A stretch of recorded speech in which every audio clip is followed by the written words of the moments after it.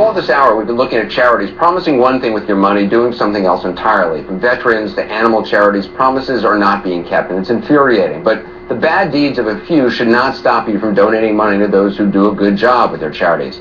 Want to get some tips on how to make sure that you're working with a good charity? Art Taylor is the president and CEO of the Better Business Bureau's Wise Giving Alliance, and Bob Odenhoff has the same title at GuideStar USA, an organization that provides information on nearly 2 million nonprofits. Are there quick and easy ways to kind of check up on a charity? Sure. The first way is to go to a good information source. You know, we have one at the Better Business Bureau at our website, give.org, that evaluates about 10,000 charities in relation to 20 best practices that we believe charities should adhere to. Things like transparency, how they're governed, how they manage their finances, you know, how many board members are actually attending meetings, how truthful are they in their public information materials. And Bob, you say that you should be able to pick up a phone and call any charity out there soliciting money. What basic questions should someone be asking before deciding to donate? 3 simple questions. What does your organization do? Tell us in very simple, easy to understand language. What do you do? How do you do it is a second question. In other words, what are your programs? What are your activities? And then 3, how are you doing? Give us some measurable way to measure the impact of your organization. Art, have you heard about charities that use these fundraising companies? Because that seems like all the charities that we've been profiling, that's what seems to have the common link. They're in some cases stuck in a contract.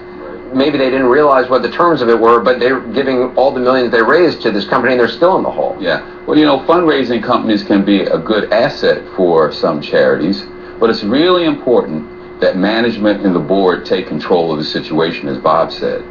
They should really make sure they know what they're getting into. There are fees, of course, associated with using those firms, and that's fine.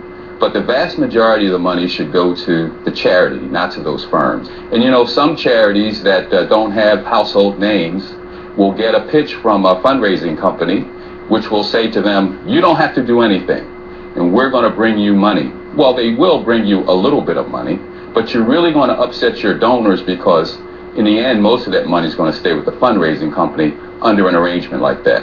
Bob, the other thing to me that raises red flags is that you would think, after all these reports we've been doing, naming specific people and specific charities, that if they were on the up and up and they wanted to clarify things, they know where we are. We have an open invitation to any of these folks to come on the program and talk to Drew Griffin, and yet they're not.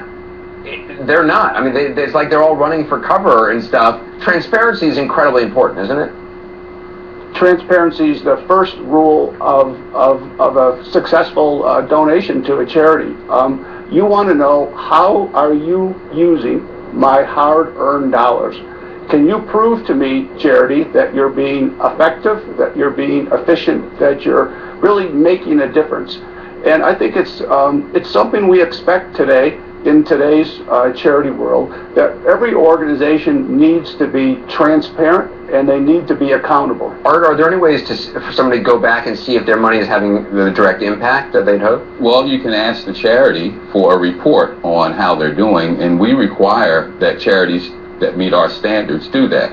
They should have an annual report that discloses how funds were spent, that talks about how they performed in relation to their mission, that talks about what their plans are for the future. These are things that every donor should be able to get from every charity. And so we think that, yes, every organization ought to provide that if a donor asks. Art, thank you very much. I appreciate all you do, and Bob as well. Thanks. We'll be right back. Oh, hello. I'm Bill.